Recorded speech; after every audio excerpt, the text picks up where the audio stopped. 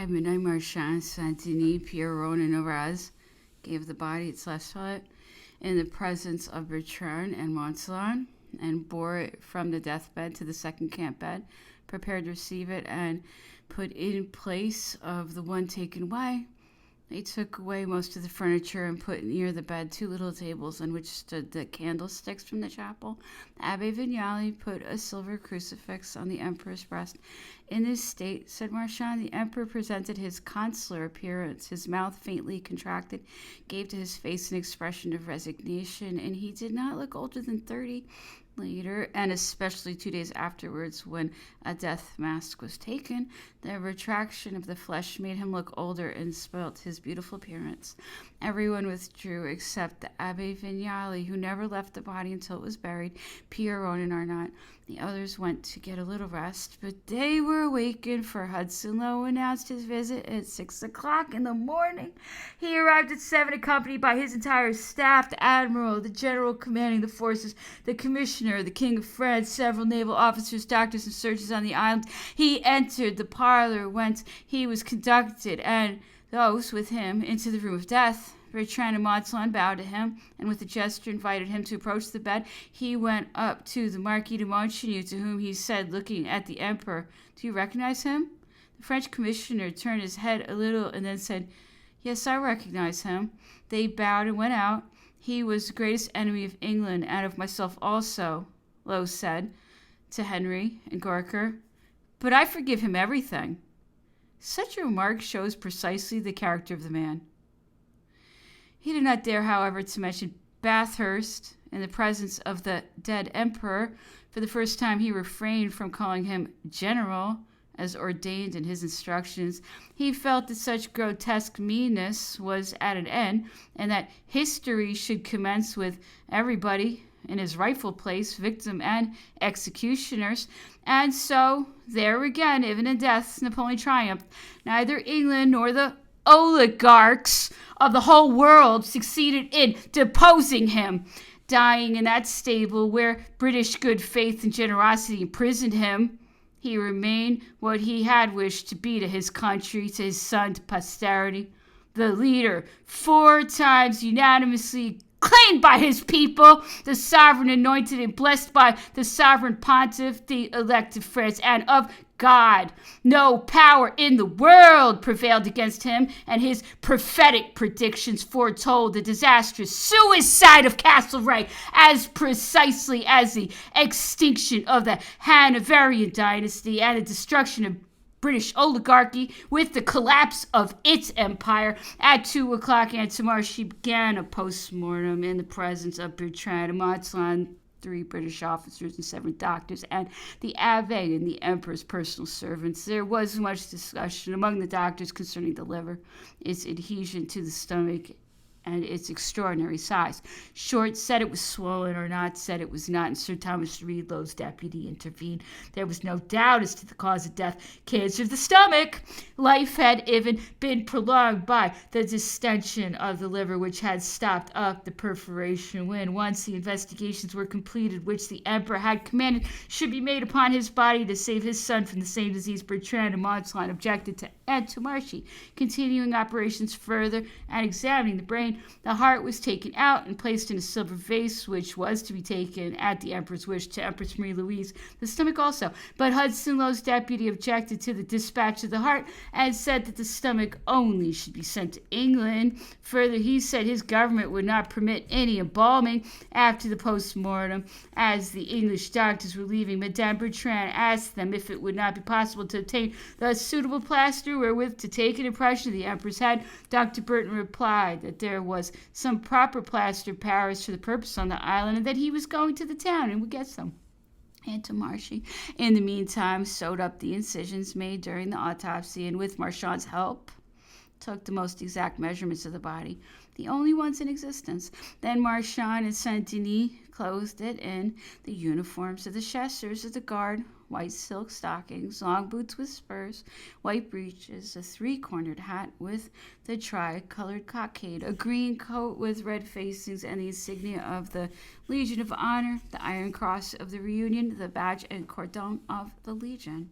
Thus attired, the emperor's body was carried at 4 o'clock in the afternoon into his former bedroom, which had been transformed into a chapelle d'ardent, hung with black cloth, bought either at the company's stores or from the shops in town, and it was actually the purchase of this material which made the emperor's death known to the inhabitants of Jamestown. All the lamps in the house were assembled, and an altar had been prepared at the head of the bed. On one of the camp beds was spread out the blue cloak worn by the emperor at Marengo, and in this cloak the body of the emperor, with his hat on his head, was wrapped.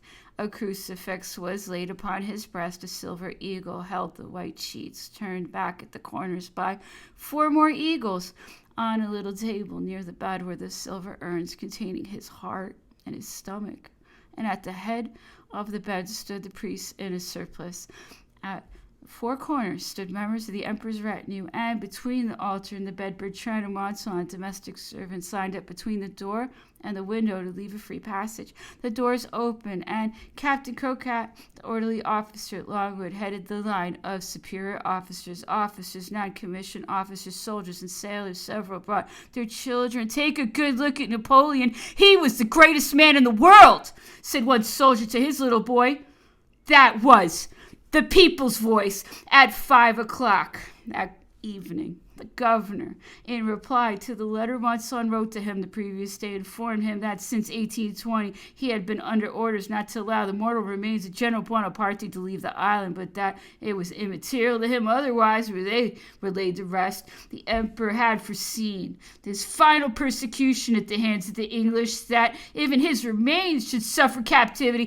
Failing the banks of the Seine, the island near Lyon, and the Cathedral at Ajaccio, he had chosen Geranium Valley, the Torbet Fountain. He had, however, only gone there once since his arrival at St. Helena, and that was in the early days of his captivity. One night when he had been at Hud's Gate, he went with little difficulty down into the valley which lay before it, and reached a little plain from which the sea could be seen. 3 willows at the foot, which trickled a pretty little stream, gave this corner of the island an appearance of French dejection. He tasted the water from the stream and found it excellent, but it was getting late, and he was afraid daylight would be gone before he could return. So he told Las Casas to go to the house of Dr. K, who lived on the side of the valley, to make his acquaintance. From that time, a Chinese servant went daily to bring water from the stream for the emperor to drink. Sometimes later, when he thought his water was being changed, he sent Archambault to fetch some more in his champagne bottles. As they were ascending, the emperor had said to Bertrand, "Bertrand, if my body stays in the hands of my enemies after my death, buried here."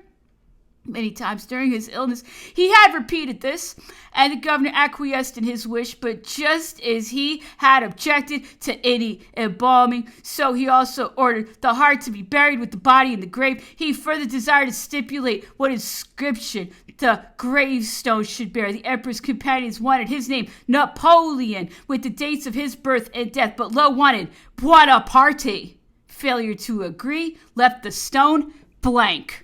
That night, Captain Crocat was sent on board to the Heron to bear the news of the emperor's death to the King of England, together with the official report of the post-mortem. During the morning of the 7th, in the chamber of death, officers and soldiers who could not come the previous evening paid their last respects, followed by the most prominent residents. The masses of people congregated in front of the first enclosure were not admitted. Nevertheless, Dr. Burton, at the peril of his life, had obtained the plaster required for the death mask. The emperor's head was carefully shaved and the hair put aside for the members of the family, sealed by Masson and handed to the care of Marchand.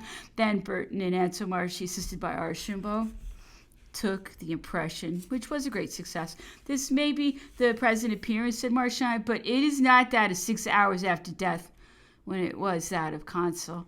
During the afternoon, the coffin arrived. It was of tin, lined with white satin, with a pillow and mattress of the same material. The corpse was laid in it, but for a lack of space, the hat was removed From the head and laid across his thighs. Into the coffin was put the urn surmounted with the imperial eagle containing the heart, and another vessel containing the stomach. Then a silver urn bearing the imperial arms, a silver knife, fork and spoon, a silver plate, 6 golden French double and 4 ordinary Napoleons, 1 double, 1 ordinary silver Napoleon, a half Napoleon, and 2 Italian double Napoleons. The first coffin soldered up by the English plumber who had sealed the silver urns was put into a second coffin of mahogany, which in its turn was placed in a third coffin of lead, sealed like the first, and finally into a fourth of mahogany secured with silver-headed screws. The whole was then replaced on the camp bed, covered with a purple velvet pall, over which was spread the Marengo cloak. The lamp stood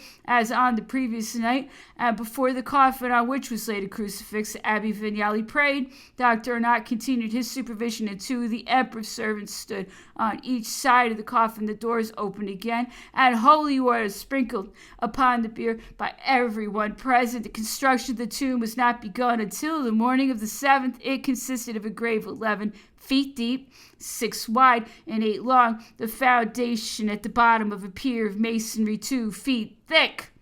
The foundation sides and top were made with flagstones 6 feet long, 3 wide, and 5 inches thick, which had been intended for the kitchen floor in the new house. The work was finished by the morning of the 9th. The governor had it announced that in accordance with the instructions he had received to do General Buonaparte the honors due to an officer of the highest grade, the garrison were to be in full mourning, and the cortege was to begin at 11 o'clock. At 10 o'clock at Longwood, the Abbe Vignali celebrated Requiem Mass, at which all Frenchmen were present. An hour later, the English arrived. 12 grenadiers took up the coffin on their shoulders and bore it into the long garden path up which the hearse approached. The coffin was put on it, covered with the Marengo cloak, upon which Bertrand placed a sword.